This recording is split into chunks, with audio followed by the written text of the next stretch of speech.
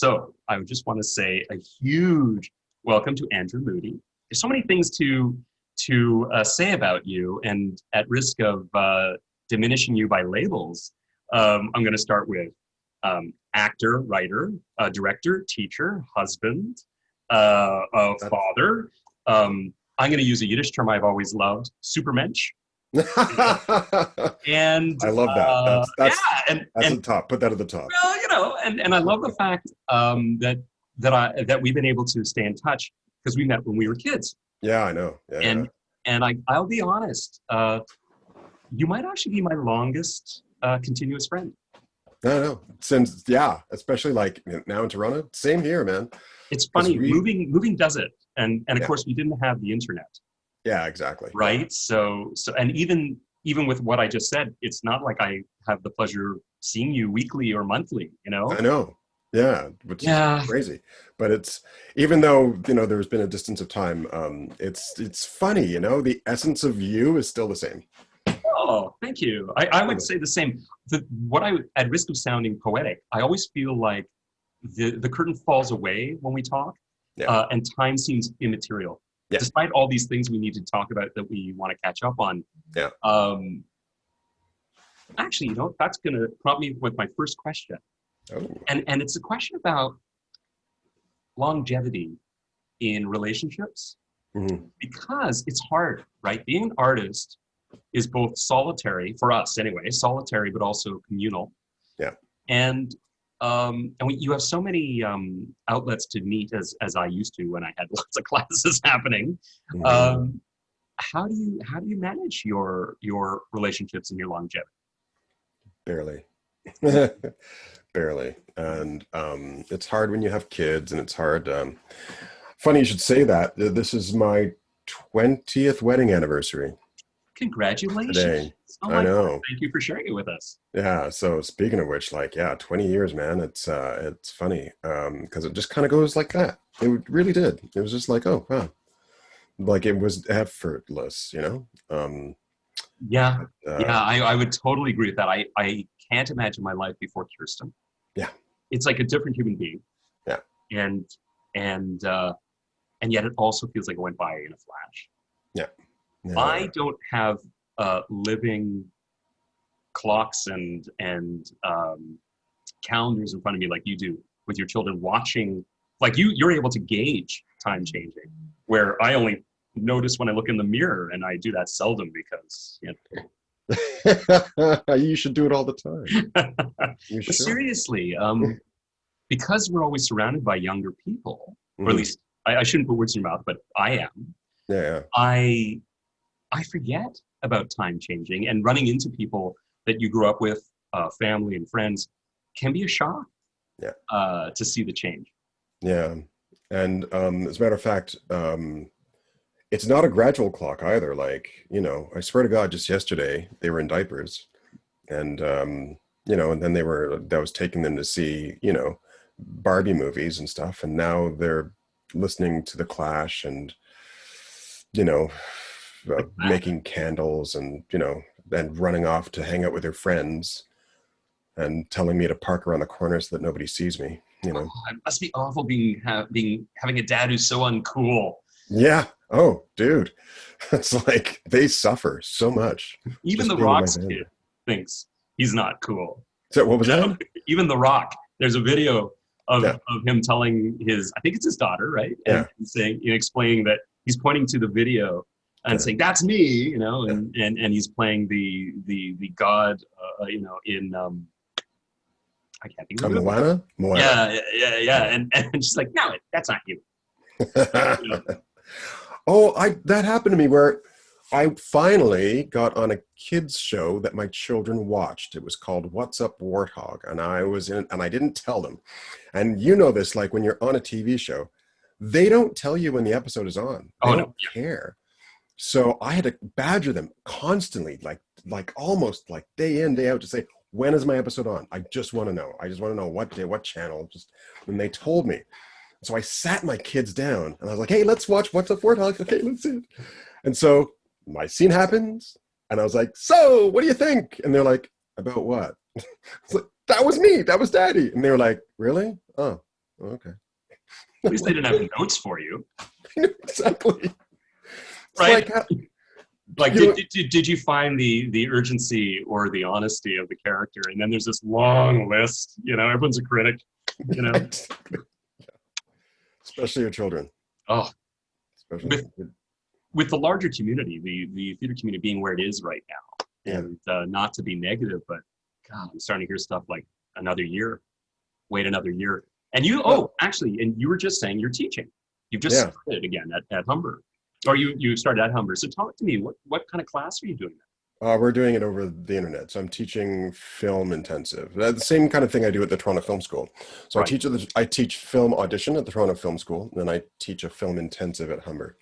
And it's basically going through the fundamentals of film acting, and then doing an intensive, rigorous sort of training on being present in front of the camera and creating a character and script interpretation and stuff like that. And so, but it's all online, and I find it frustrating. At the same Mm, time, I like not getting a pandemic in my body. I do like that. So yeah. I mean, I don't want to make this about me, but I was going to say that. So right now, uh, Reykjavik's not physically open, yeah, and we just started the Monday drop-ins again via Zoom. And I've been contacted um, by one of the universities I work at that I normally would teach at during this semester, and we pushed it to the January semester, and now we will not be in physical contact in that semester. yeah. And asking me uh, what my suggestions are about Zoom classes, and I'm really racking my brains. There are peers of mine who've been doing wonderful work, very Mhm. kata-like, where you're by yourself.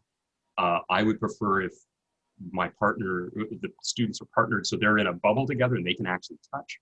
But Mhm. I have to say, for you with film, has the enforcement of communication this way made people better with Mm. the relationship with the camera? Well, I'll tell you, like it's probably going to be the future of auditioning. So Mm, they better get better. Like they mm. better, like I have to accept it. I did my first Zoom audition last Monday. Sucked. It was terrible because I spent so much time going, okay, can you see me? Can you see? All Yeah. right, wait, can you hear? Okay.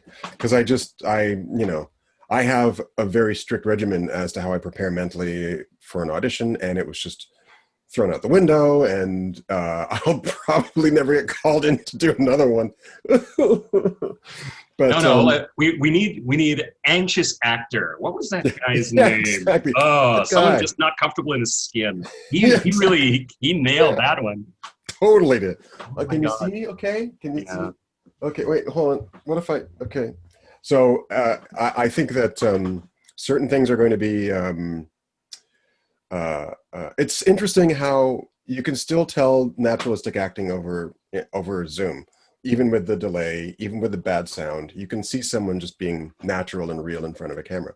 Sorry, Like as for opposed to a stylized, you mean? yeah, as opposed to theatrical performance, as opposed to something there's a stylistic performance that's made for the theater where you're using your diaphragm and you're making sure you enunciate with every single consonant because the person at the back of the theater must be able to hear you. And film is the opposite. Film is I could just talk like this if I wanted to. It's So funny. I probably made this poor actor's life miserable, but I literally couldn't hear the conversation between the two characters during the prep into the violence of a scene. yeah, I was 10 feet from them.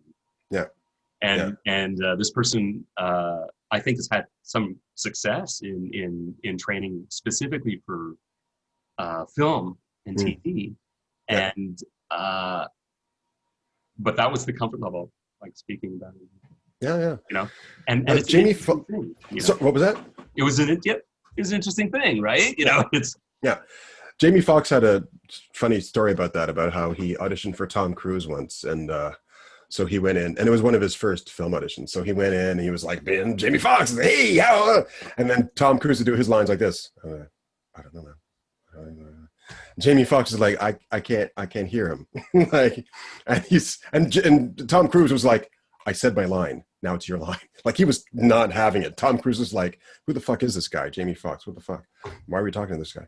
And so, yeah, it's like really, it's something that it's really weird, and you have to. It's something that I experienced when I was in this movie. So going to name drop right now. It's going to. Oh no, I love it. No, please do. Oh my God, look, this is my office. Very funny. But I was in a movie called How to Lose a Guy in 10 Days. I was, blink and you miss me, really. Mm-hmm. I was in a scene where I'm playing poker with Matthew McConaughey and all right. Yeah. Yeah, exactly. And then, what's her name? Oh, for Pete's sake, the actress that was in that. Kate Hudson. She came in, and it was a real masterclass because she came in. She had very specific comedy blocking to do, and she did it effortlessly. But her dialogue was it was like this. It was like, okay, yeah, okay, and we'll put this here, blah blah blah, and da da da. And it was literally that. I could kind of sort of hear her, but not really. And they were showing rushes, and I was like, I need to see this because that looked horrible. Right. Like standing right in front of her, I was just like, whoa, that was a performance. So what were they doing to capture the sound? Was it on body mic? Was it boom? Yeah. And so the mic is like tucked, probably like literally glued to her chest. Right. And then I went to go see the rushes, and she was glorious. Yeah. She was fucking, and I was like, aha. It was a big lesson in you just have to be present, and you just have to be, I keep saying real, but it's not really real because it's still acting. But you just have to be relaxed and present and be the person and go after your objectives and don't worry about anything else. And that's film acting, kind of in a nutshell. It's a lot more complicated than that, but in a nutshell, that's it. Whereas theater is, like, the way I compare it is like, theater is like a rock and roll show. And I love rock and roll. Mm-hmm. But you can't, like rock and roll, you turn the speaker up to 11, man. Sure. And you just like, and it's big and it's powerful and it's emotional and it can really move you, Right. Like, absolutely. You go to see The Who, you go to see like, Rolling Stones or whatever, or U2, man. There's some moments on, at a U2 concert where I'm just like, oh my God. But film is like a symphony. So film is like, you can have one flute playing or two flutes playing. Or you could actually bring up the whole symphony, or it could go back down to like an oboe. Like it's got a really wide dynamic range, and you can play around in it as long as you're connected and you're real. Right. Like the thing about Jim Carrey is that he's always connected to a truth that he's communicating. So he can be, his symphony is constantly going. It's like D'Souza, or I'm thinking of a loud symphonic composer, and someone will come up with something better than I can in a second. Like Dvorak, Wagner, like Sorry, what was that? Wagner, yes, exactly. Or Dvorak has those Hungarian dances, or whatever they were. Anyway, but it's just like big and bold. Now just dun, dun, dun, dun, dun, dun. So some actors are like that. They can just be big and expressive on film, but it's always connected, and you never feel like anything is untrue. And at the same time, Jim Carrey can bring it down to a whisper, to a moment, to just a moment of quietness and truth. This, what I'm about to say, is not at all in disagreement with what you say. I just feel often people want to make things binary. This is right and that is wrong, so therefore, right? Yeah. And I think you really labeled it well about connecting it to truth and communicating it. Because I have, of course, worked in theater with actors who are more comfortable with film, and their emotional content doesn't reach the audience. Yeah, exactly. So it's and there is that conversation worth having about making an audience work for it by leaning into the front of their seats, and they have to really be active. But this is not what I'm talking about. I guess I'm talking about that the aura of communication hasn't reached past the edge of the stage. Whereas I've seen, as you said, film performers who, were absolutely filling the set with energy. And there's no doubt, had you been on set, you would have been as engaged as the audience in the seats of the film, the cinema, because I have been on set where I've not been interested in watching what's going on. Yeah. Right? Mhm. And I think that's an interesting and an important thing to bring forward. Just because, and this won't shock you because you hear it all the time, just tell me what I need to do. Mhm. Tell me what's right, that I hear from students, right? Mhm. They may not even have those words to vocalize, but they're so frustrated because they want the single answer. Yeah. And frequently there isn't one. Yeah. I tell my students that all the time. I say, there's nothing in my head. Like, I don't have your performance in my head and you have to match what I see in my head. And then therefore you're a good actor. I tell them constantly, no, I'll notice real human behavior like we all do, like all human beings. I tell them, like, the thing, this is my own personal theory. And I just, I'd like to share it with you. And you may say it's crazy or stupid or whatever. I don't care. It's my personal theory. But performance and storytelling was crucial for human beings for survival. Mm. I honestly believe that through natural selection, we developed storytelling to get a greater understanding of the inner workings of the human mind and soul. And we did that because the only animal on this planet that is the most dangerous for a human being is another human being. That is it. So to survive, for human beings to survive, we had to tell each other stories Mm. to reveal the truths about our inner workings. And we tell stories about a Scottish king who is, deceived by witches. We tell stories about a Danish prince who wants to revenge his father but can't. We tell these stories to gain a greater wisdom of the inner workings of the soul so that we can better survive and better survive each other and survive our own selves, Brilliant. And Yeah. so because of that, the nature of performance, and specifically on film, we've developed a real sort of inner sense of when a human being is being deceptive or not, they're not being real or truthful or, natural, Yeah, yeah. it's like, it's the same kind of sense that our eyes have built up when, because our eyes are able to see quite a wide range of electromagnetic frequencies of light. So, and we're able to differentiate it really quickly. And it's all processed in our brain. It's not processed in our eyes. Of course. So our eyes get the information that's upside down, right? And then our brain takes that information, flips it right back up, and Yep. then it's processing every single thing it perceives. So that, and you know this as well as I do, because when I first, moved out of my house, I moved into an apartment like riddled with cockroaches. I thought it was adorable. I was like, oh my God, I've got my own apartment and it's got cockroaches. Oh, look at me. A kingdom. I'm really on my own now. But, you're sitting, reading a script or something, and then out of the corner of your eye, immediately you see a cockroach moving. And your body, your brain, Yeah. the systems in your brain have been created over centuries by natural selection to make you alert, to be, alert for a threat. Like, what is that? Oh, it's a cockroach. Okay, I can kill it. Okay, it's not a tiger, it's a cockroach. I'm not worried now. But it's the same thing with the way we sense human behavior. We are finely tuned to sense human behavior, whether it's what is the nature of human behavior.